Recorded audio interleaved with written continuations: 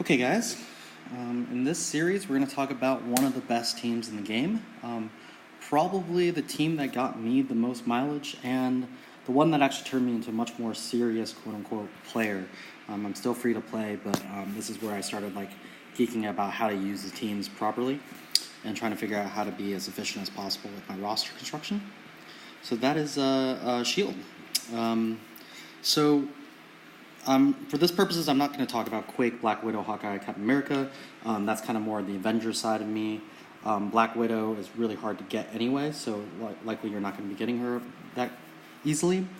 Quake is really easy and a pretty solid Toon, but for the purpose of this team, the Shield minions plus Nick Fury are what I'm going to talk about. And they're much better as a cohesive unit anyway than with any of these other characters added to them. Okay, first off, there's 6 of them. There's not just 5. So which 5 do you pick? If I was a new player now, I would honestly leave Shield Trooper out and just farm the other 5.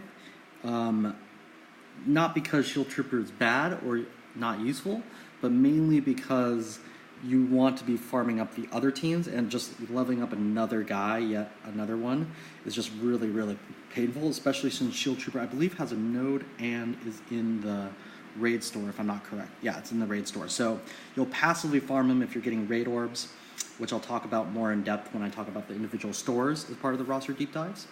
But anyways, that's the one I would leave out.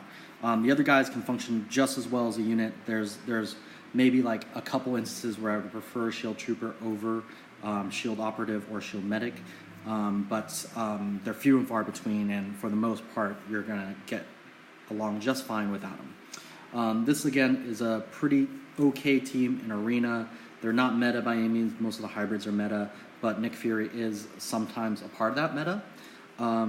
They're really good in mid and early game arenas because they'll crush almost every early game team out there. They're really good in raids. You can actually do Ultimate 6 all the way through with the Shield team if you get them strong enough, although the last few nodes can be a little dicey with this team. They're not fast by any means, so I would be that's probably the one big downside, is they can take forever to win matches. And again, in Alliance War, they're really, really good for beating defenders, which you'll see everywhere, so you'll get a lot of use out of them. They're also good against Guardian teams. They're good against Captain Marvel teams as well, because you can just turn, rewind her, and offense down her. Just a really solid team overall. The stars of the team, though, are definitely Nick Fury and Shield Security. Shield Security's taunt makes them probably the best all-around tank in the game. Colossus and Juggernaut on their respective teams probably function better, but Shield Security as a standalone tank is really good, which is why him and Nick Fury are both really good picks for Fear the Darkness. Other than that, Shield Assault is the other critical member because of his passive, which I'll go through more in detail, but basically it gives the crit chance, and the crit chance also gives turn rewind chance, and turn rewind is honestly what makes Fury Shield so good. The crit allows them to actually do damage, and the turn rewind allows them to keep opponents off balance and off rhythm. That's really important. Operative and Medic are the other 2 pillars of this team that I like to run, and it's just because they're extra sustain.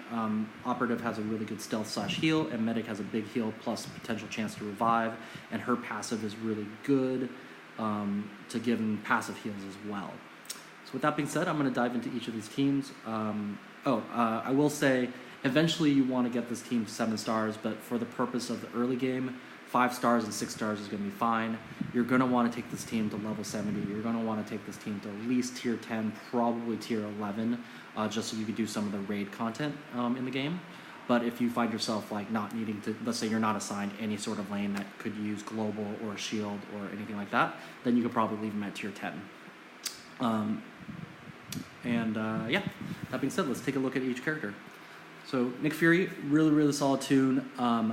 When I was getting these guys, they were the best team in the game, so I put T4s into the passive and the ultimate. I think you only need to put T4s into the passive if I had to redo it again. In fact, there's an argument that the ultimate is actually bad to put T4s into, because if you ever want to run them with Ultron, when he summons, you don't want that 3rd minion, because then Ultron cannot summon 3 minions. He'll only summon 2 minions. So in a way, if you don't put the T4 into this, it's actually better. So that's the big thing about him. Other than that, everything else is super important. Shield security, 664 is definitely really useful. The extra, on the special, the T4 into the special actually does a lot more damage. It's 100% more damage. But because there are better teams out there, it's not super necessary. I wouldn't call it essential. It's just a really solid upgrade. So yeah, I would probably leave him at 6. Shield Assault is the other one that you definitely want to put a T4 into as passive. This extra 10% chance brings it from 40 to 50%. And it's so much better. It just makes it mean every other hit basically will crit. And with the way this team works, almost every other hit, when they crits, will also turn rewind. So it's just a really powerful tool, and it just actually is such a critical piece to the team. Other than that, Shield Trooper, if you do get him, just leave him at 664. His passive is quite good, but honestly, you don't have to really do much other than that. He's just mostly damage and peppering guys. Shield Operative, you can leave at 664.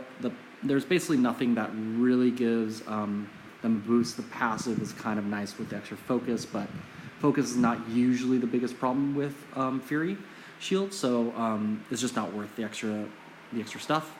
So 664. Medic probably has the third best ability of the team. So like if I had to rank the T4s, I would say Fury passive and Assault passive as both like 1A and 1B, and then Medic passive, and then Fury Summon, his ultimate. But that being said, if I had to redo this again, I would not put T4s into this because I would save them for other teams that are a little bit more meta. That being said, taking it from a 30% chance to do the passive heal to 50% chance is amazing. It's amazing in raid content. It can save your neck in that so much, and it's such a big part of the heal. And it's like 20% of the character's max health is just huge. So if you do find yourself using this team a lot, that's definitely something you can consider. However, do not put the ability mats into the level 6 of her special. The extra 400 healing is god awful, and it's not worth it at all. So do not do it. Just leave it at level 5. And yeah, that's basically it. I think, is there anything else I want to talk about? Nope. I pretty much think that's it. Shield, one of the best teams in the game. I happen to think I have a soft spot for them, so I use them a lot. I understand how they work really intuitively well. You can do some really crazy stuff. I definitely have some Shield content on the channel, so if you look for the Blitz War stuff, you'll see some of their content there. And yeah, Shield, really solid team. And once you get them and the Kree minions, it's just one of the slowest parts of the game to grind, but if you get them at a high level, you'll see why they're worth it. Okay, thanks.